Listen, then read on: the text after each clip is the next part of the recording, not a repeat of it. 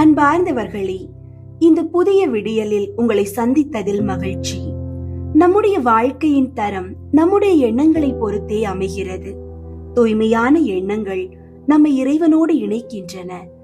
ஆனால் தவறான சிந்தனைகள் நம்மை அவரிடம் இருந்து தூரமாக்குகின்றன.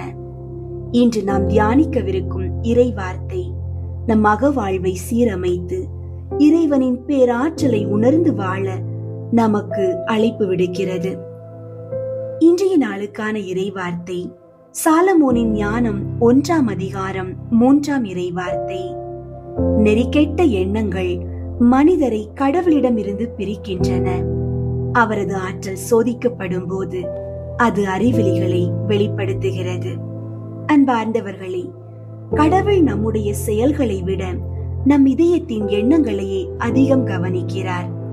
திருவிவிலியத்தில் அரசர் சவுலை சற்று எண்ணி பாருங்கள்.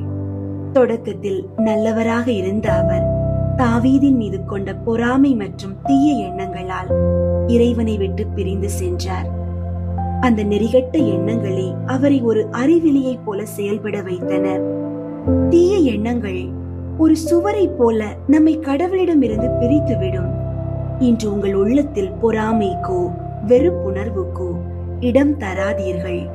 அவை உங்களை இறைவனிடமிருந்து தூரமாக்கிவிடும். ஜெபிப்போம். அன்பு பிதாவே, எமது உள்ளத்தில் எழும் ஒவ்வொரு எண்ணத்தையும் உமது தூய ஆவியினால் தூய்மைப்படுத்தும். உம்மிடமிருந்து எங்களை பிரிக்கும் எந்த தீய சிந்தனைக்கும் நாங்கள் இடம் கொடுக்காதபடி எமது மனதை காத்துக்கொள்ளும்.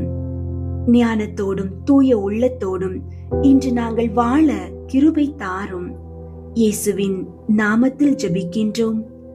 ஆமீன். அன்பார்ந்தவர்களே, தூய எண்ணங்களால் இறைவனோடு இணைந்திருங்கள். வாழ்வின் சோதனைகளை ஞானத்தோடு வெல்லுங்கள். எண்ணங்கள் சரியாக இருந்தால் வாழ்க்கை அழகாகும். சோதனைகளை கண்டு அஞ்சாதீர்கள். அவை உங்கள் விசுவாசத்தை உறுதிப்படுத்தவும் இறைவனின் வல்லமையை வெளிப்படுத்தவும் வரும் வாய்ப்புகள். இந்த நாள் உங்களுக்கு ஆசீர்வாதமான நாளாக அமையட்டும். ஆமீன்.